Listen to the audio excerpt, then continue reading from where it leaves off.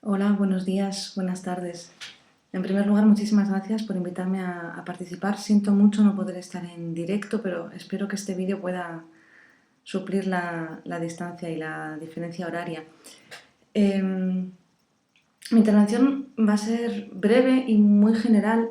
Me gustaría tocar una serie de temas que, por un lado, seguro que todas ustedes conocen, y que además cada uno de ellos merecería un desarrollo en profundidad. Pero sí que me parece importante identificarlos todos y dejarlos planteados porque corresponden con lo que a mí, personalmente, a día de hoy me importa cuando pienso en el cruce entre tecnologías de información y comunicación y perspectiva de género, emancipación de las mujeres o liderazgo femenino. En primer lugar, tengo que empezar por hacer una nota o una introducción de tipo personal. Sobre todo, los elementos que voy a citar van a ser de crítica a la tecnología, pero no me gustaría que esa crítica se entendiera como una forma de tecnofobia. Pero sí creo que a día de hoy, finales de 2015, las cosas no son iguales que hace 10 años, 15 años, que fue más o menos cuando yo empecé a interesarme por estos temas. Digo esto porque, y hablo de mi caso, porque creo que es significativo, representativo de muchísimos otros casos en la medida en la que coincide exactamente con esa especie de sueño American Dream sobre las posibilidades emancipatorias de la tecnología. Yo empecé a escribir un blog sobre arte y cultura digital en el año 2004 en español. No había mucha gente que se dedicara a ello. La había, evidentemente, pero no era como hoy. Escribir un blog e interesarse por esos temas era algo extraño, aún más siendo una mujer y una mujer joven, bastante joven. Y por lo tanto eso me colocó en una posición de visibilidad, me dio una visibilidad mínima, estamos hablando de nichos, evidentemente, pero sí que me dio una visibilidad y una voz que posiblemente fuera del espacio digital yo no habría tenido. Ahí el feminismo me acompañó y me enseñó a por un lado, ser absolutamente radical en esa ocupación del espacio público y en ese uso de la voz. La tengo, la voy a aprovechar sin pedir disculpas y sin intentar minusvalorar mi aportación, no porque no pueda ser minusvalorada, sino porque es importante que haya mujeres en esos lugares. En ese momento me tocó y quise estar ahí, y a la vez siendo absolutamente consciente de que mi posición, por el hecho de ser mujer, era una posición de fragilidad.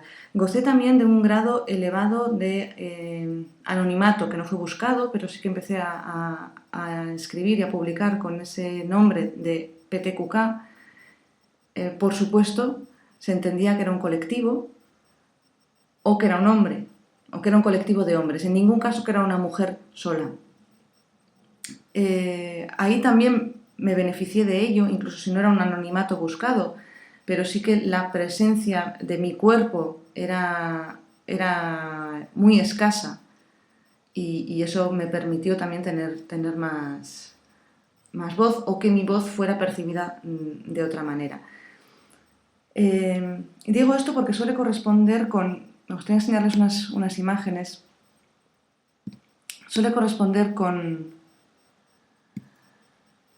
este relato que se hace de las nuevas tecnologías. Esta es una portada que seguramente conocerán, de la revista Time del año 2007. La revista Time todos los años saca al personaje del año. En el año 2007 estábamos en plena revolución del usuario y la revista Time nos decía: el usuario, el personaje del año eres tú, sois vosotros o vosotras. Vosotros que controláis la era de la información, bienvenidos a vuestro mundo.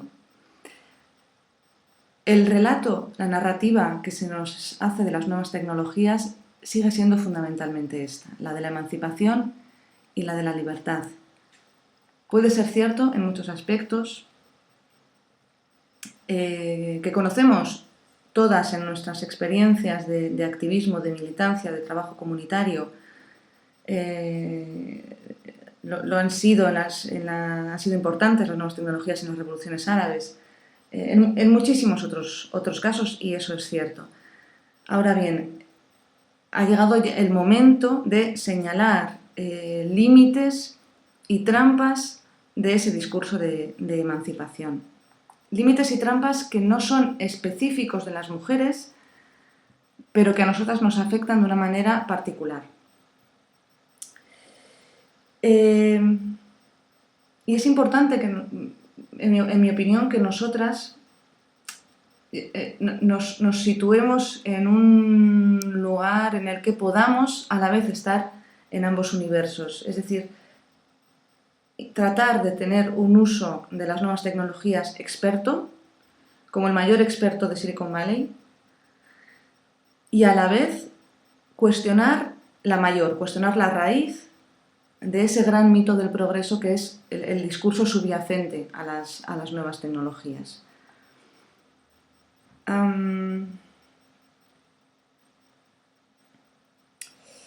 Les pido que me disculpen un momento.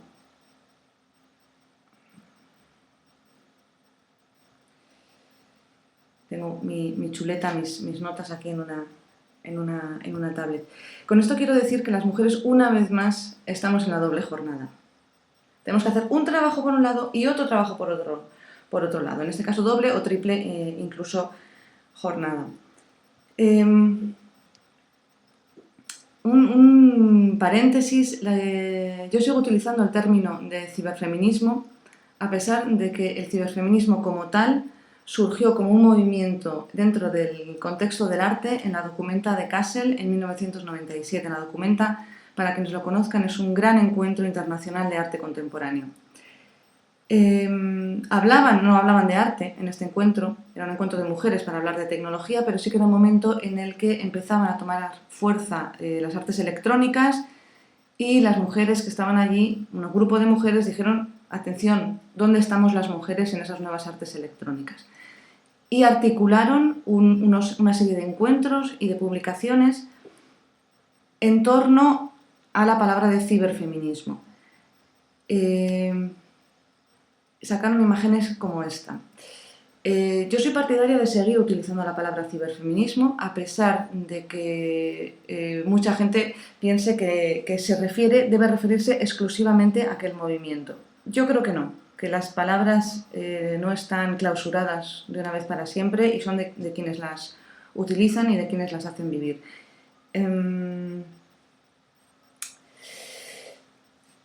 Este era uno de los carteles que salió, que me parece interesante en este foro que ustedes organizan, en el que ustedes participan en Colombia, porque en aquel momento este grupo de mujeres les preguntaban a sus compañeros varones: anybody or anything missing, alguien o algo que falta. Es curioso porque efectivamente faltaban las mujeres. Ahora, yo viéndolo con otra mirada, entiendo, y ustedes lo verán aún más que yo, que no solamente faltan mujeres, sino que faltan mujeres de otros lugares. Aquí son todas, y de otros entornos culturales también. Todas estas son evidentemente mujeres blancas, mujeres, entiendo que jóvenes o de mediana edad, estilizadas, bien vestidas, etc. Hay una variable de raza y de clase que no estaba en aquellos primeros encuentros de ciberfeminismo, pero que sí está en las corrientes que se reivindican continuadoras de ese ciberfeminismo hoy, que sí que tienen esa componente de mirada más global, que tiene en cuenta los procesos de colonización y las exclusiones también por razón de clase. Esa interseccionalidad, llamada interseccionalidad dentro del feminismo. Así que, si les parece bien, voy a mantener por un momento esta imagen aquí para recordarnos que siempre hay cosas que se quedan fuera de nuestra mirada.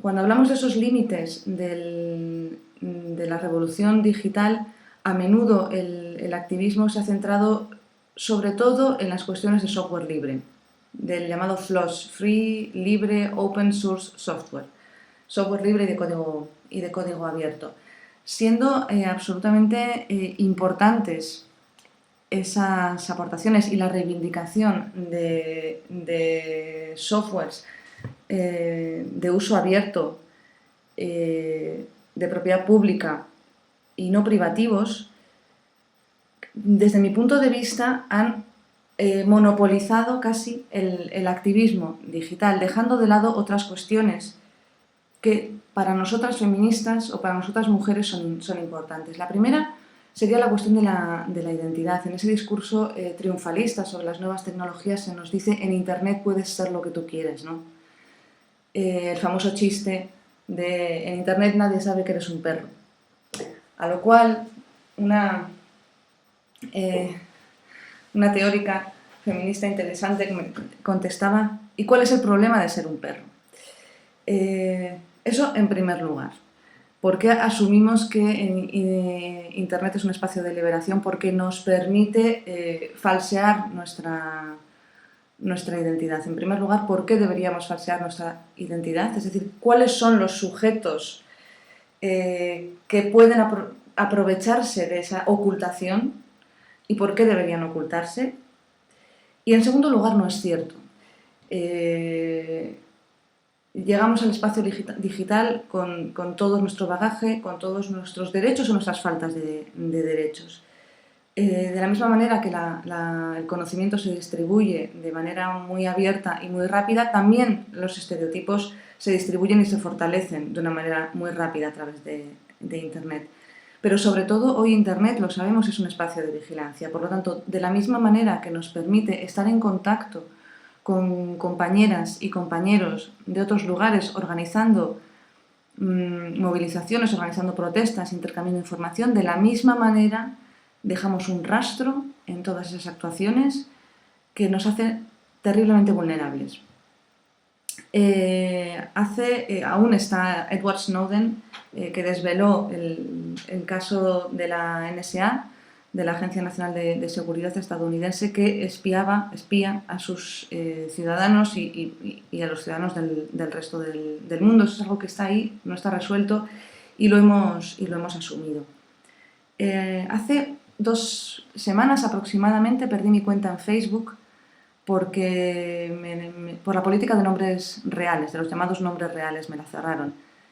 Petekuka evidentemente no es mi nombre que figura en mi pasaporte, pero para mí es un nombre real en la medida en la que es el nombre con el que me identifico y con el que los demás me identifican. Podríamos discutir mucho sobre eso, pero no es la cuestión. El caso es que es evidente que forma parte de un proceso de mayor control sobre los usuarios de Facebook. El objetivo no tendría ningún sentido imponer lo que se llaman nombres reales si no fuera porque al final se trata de que sea tu nombre real, no que parezca un nombre real, sino que tengas que demostrarlo con un documento. Que la foto que tengas que poner sea una foto como la que damos en el pasaporte, de frente, etc. Pero es que además que es un nombre real en estos momentos para Facebook. No sé si ustedes conocen casos similares, pero a raíz de la pérdida de mi cuenta estuve investigando un poco en Internet y encontré que hay un movimiento en Estados Unidos que están estableciendo negociaciones con Facebook para cuestionar esas políticas de nombres reales, y que esos movimientos están liderados por transexuales, personas transexuales que obviamente utilizan un nombre público que, por ejemplo, es de mujer, cuando el nombre que figura en su documentación es de hombre, o a la inversa. Pero también me encontré con casos de personas que tienen nombres reales que no corresponden con lo que el idioma inglés considera un nombre real. En concreto, encontré el caso de un hombre de Hawái que tenía un apellido nativo hawaiano que la página de Facebook se empeñaba en rechazar como nombre real. Finalmente esta persona tuvo que cambiarse su nombre. Les pregunto por si ustedes tienen cerca casos similares de nombres, estoy pensando en lenguas indígenas, a los que les pueda ocurrir lo mismo.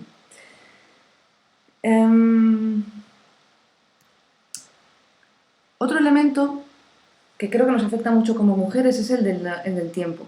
Sabemos que las nuevas tecnologías están cambiando dramáticamente nuestra relación con el tiempo. Es habitual decir ya no tenemos tiempo para nada. Se nos decía que las máquinas harían todo el trabajo y de esa manera tendríamos muchísimo más tiempo libre. Ocurrió quizás con los electrodomésticos, y no hay que despreciar la aportación de un electrodoméstico como la lavadora en la emancipación de las mujeres, en la emancipación de ciertas mujeres, pero efectivamente ahorra tiempo que se puede destinar a otras cosas. Con las nuevas tecnologías no está ocurriendo exactamente eso, sino que se produce una confusión entre los espacios de los tiempos y los espacios de trabajo y los tiempos y los espacios de ocio, que hacen que nos llevemos nuestros dispositivos móviles en el bolsillo, que son también nuestra oficina portátil. Con lo cual podemos estar trabajando potencialmente 24 horas al día, 7 días a la semana.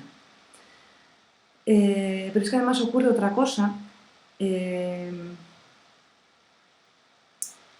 es que el trabajo, el tiempo que pasamos en Internet, pienso por ejemplo en un espacio como la red social Facebook, tiene una mezcla interesante entre trabajo productivo y trabajo reproductivo. Puede considerarse que es trabajo reproductivo el dar a me gusta, el hacer un comentario, el escribir a un amigo o a una amiga, y lo es porque es un trabajo de mantenimiento de los lazos afectivos, de cuidado emocional del otro, pero también es un trabajo productivo porque constituye el capital de Facebook. El capital de Facebook son esas interacciones que realizamos entre nosotros y entre nosotras. Nosotras somos sus trabajadores gratuitos. Creo que es interesante conectar esto con el pensamiento de género y con toda esa corriente que desde el feminismo ha cuestionado esa división, que efectivamente es una división falsa entre trabajo productivo y trabajo reproductivo, que ha servido históricamente para excluir el trabajo reproductivo de las reivindicaciones sociales y de relegarlo al espacio de lo privado. En el espacio digital se pone de manifiesto esa confusión, esa falsedad, esa dicotomía falsa entre lo productivo y lo reproductivo, al igual que esa dicotomía falsa entre el espacio público y el espacio privado, que tenemos muy naturalizada, pero que no tiene por qué ser así, y ahí está toda la historia del feminismo desde los 70 diciendo lo personal es político. Lo que ocurre en nuestros espacios privados es político, es cuestionable desde el punto de vista de las herramientas sociales y políticas, en términos de derechos, en términos de libertades, etc. Y obviamente esa mayor carga de tareas que nos impone Internet, acabamos haciendo mucho trabajo, que es trabajo. Las mujeres lo sufren más, porque las mujeres normalmente tienen además las cargas añadidas de los cuidados y los trabajos domésticos. Para ser alguien, vamos a decirlo así, en Internet hace falta tener mucho tiempo disponible. Cuando tienes a tu cargo a menores o a mayores o a otras personas, o te tienes que ocupar del mantenimiento de la vida de los otros, evidentemente queda mucho menos tiempo para formarse, para aprovechar esas posibilidades emancipatorias de las nuevas tecnologías. Esta imagen se la he querido mostrar porque es un vídeo de pilotos de drones. Para recordar que las tecnologías que estamos utilizando son tecnologías de uso militar, que están absolutamente inscritas en esa relación de dominación del entorno, en el que incluso nuestras propias relaciones interpersonales empezamos a tratarlas de esa manera, empezamos a gestionarlas, a planificarlas. Tenemos herramientas que nos permiten decirles a los demás que estamos pensando en ellos. y el uso de esas herramientas media en nuestra relación con los demás. Otro aspecto interesante en el cruce entre mujeres y tecnología es el que se refiere al ciclo de vida de los dispositivos electrónicos, algo de lo que el discurso, vamos a decir, dominante sobre las nuevas tecnologías se resiste a hablar. Ese discurso dominante nos viene a decir que ahora todo es inmaterial. Hemos entrado en un mundo de lo virtual, lo intangible, lo inmaterial. Falso.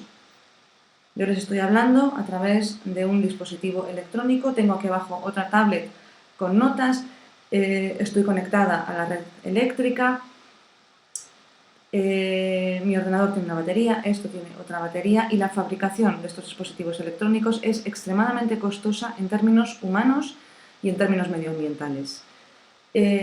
Por un lado está la mano de obra en condiciones, lo sabemos, de semiesclavitud que fabrica estos dispositivos que consumimos a un ritmo cada vez más rápido, cada vez más y más rápido. Luego está la extracción de los minerales que son necesarios para su fabricación, extracción de minerales que se produce fundamentalmente en América Latina y en África. Es decir, la revolución de la electrónica está totalmente inscrita en la historia colonial. Minas, extracción de minerales para fabricación de estos dispositivos. Seguimos exactamente en las mismas lógicas. Y luego está la cuestión de los desechos.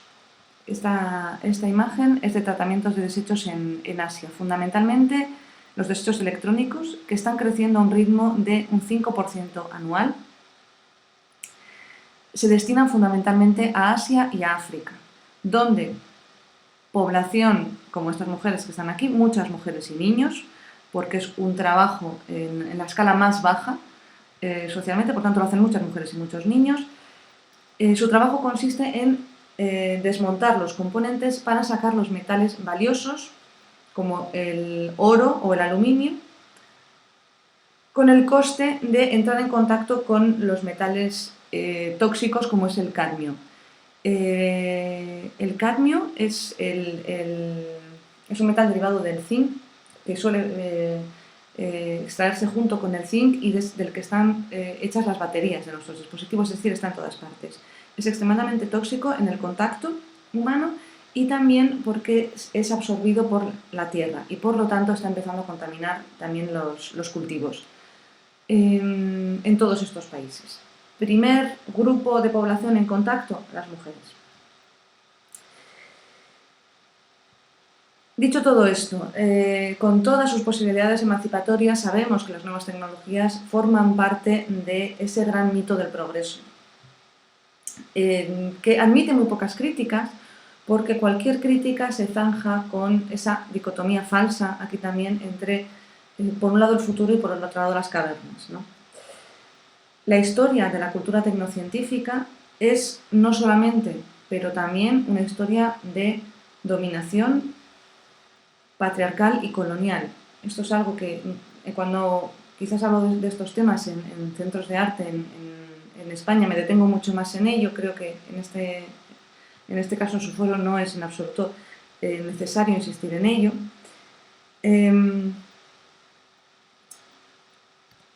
Y la historia de la ciencia está relacionada con la historia del conocimiento y es algo que también tiene mucho que ver con las nuevas tecnologías por lo unidas que están a ese discurso sobre la sociedad del conocimiento.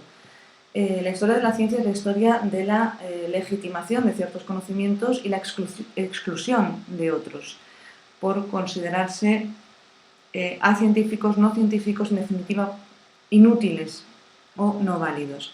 Muchos de estos saberes son evidentemente saberes indígenas en una proporción altísima que se están perdiendo, pero incluso no solo en las propias sociedades occidentales, en la propia sociedad europea, hay muchísimos saberes que también están desapareciendo en los últimos 50, 100 años. Estoy pensando en saberes agrícolas o relacionados con conocimientos medicinales, que tienen que ver con los cuidados del cuerpo, con el ámbito de lo doméstico, de lo familiar, de nuevo espacios de poder de las mujeres. Esta imagen está extraída de la web World Mapper y es el mapa de los papers científicos, los famosos papers que emiten las universidades y son los que en el mundo actual cifran el conocimiento. Este es el mapa del conocimiento objetivo según los parámetros de la academia y de la ciencia. De la ciencia en un sentido amplio, quiero decir del pensamiento racional, académico, occidental. Obviamente la mayor producción es en Estados Unidos y en Europa, como si en el resto del mundo no hubiera conocimientos. El problema es que esos conocimientos, en la medida en la que no se escriben, no se cuentan, no se transmiten, no se reconocen, se pierden. Y es una pérdida para el género humano en su conjunto, no solamente para las sociedades de las que provienen, que evidentemente también. Esta distribución absolutamente desigual entre los conocimientos corresponde con una división entre sujetos. Están los sujetos que producen cierto tipo de conocimiento hegemónico son sujetos hegemónicos, los sujetos que producen o que utilizan conocimiento no hegemónico son sujetos no hegemónicos. Y esto es inseparable de la revolución tecnológica y de la situación en la que nos encontramos actualmente, que no hace más que ahondar en esta manera de entender lo que son las tecnologías y lo que es el conocimiento tecnocientífico. Por eso, como mujeres, cuando usamos las TICs, y vuelvo a esta idea de la doble jornada, también tenemos que ser muy conscientes de que estamos utilizando unas herramientas que participan de nuestra propia exclusión. Lo cual no es la razón para dejar de usarlas. Desde mi punto de vista, al revés, es lo que decía al principio, tenemos que ser expertas y pioneras y a la vez ser absolutamente conscientes del bagaje histórico y cultural de la tecnociencia. Por último, me gustaría decir que evidentemente necesitamos datos duros que demuestren este tipo de desigualdades. Necesitamos trabajar en el terreno de los derechos y de las libertades, pero hay un terreno importante también en el que debemos trabajar, que es el de los relatos, el de las narrativas en torno a las tecnologías. Cómo nos estamos contando a nosotros mismos nuestro lugar en la historia a través de las tecnologías.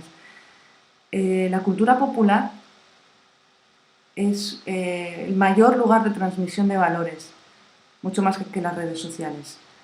En esa cultura popular, mayoritaria, global, no estamos. Y ustedes tampoco. No están todas las formas de vida que no corresponden con el patrón occidental, blanco, de clase media, con estudios o con un nivel de vida relativamente alto y de bienestar. No están las historias de esos otros saberes que también son saberes. Y no están, sobre todo, otros sueños posibles respecto de la tecnología. Me gusta mucho esa idea de que antes de que algo ocurra o de que hagamos algo, es necesario haberlo imaginado. Es importante que nos dotemos de un imaginario acorde con lo que queremos que sean las tecnologías para nuestras vidas.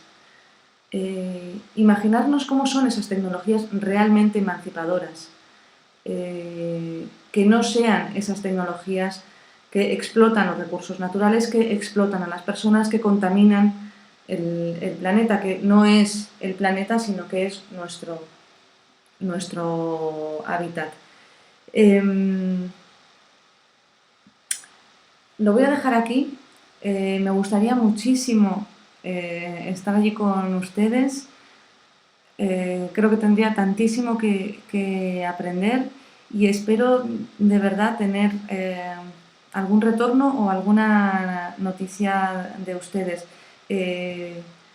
Pueden encontrar más información sobre lo que voy publicando y haciendo en mi web. Se la doy, es www.mariaptcuca.net.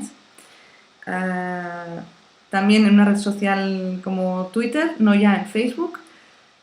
Y espero encontrarlas en algún lugar. Muchas gracias.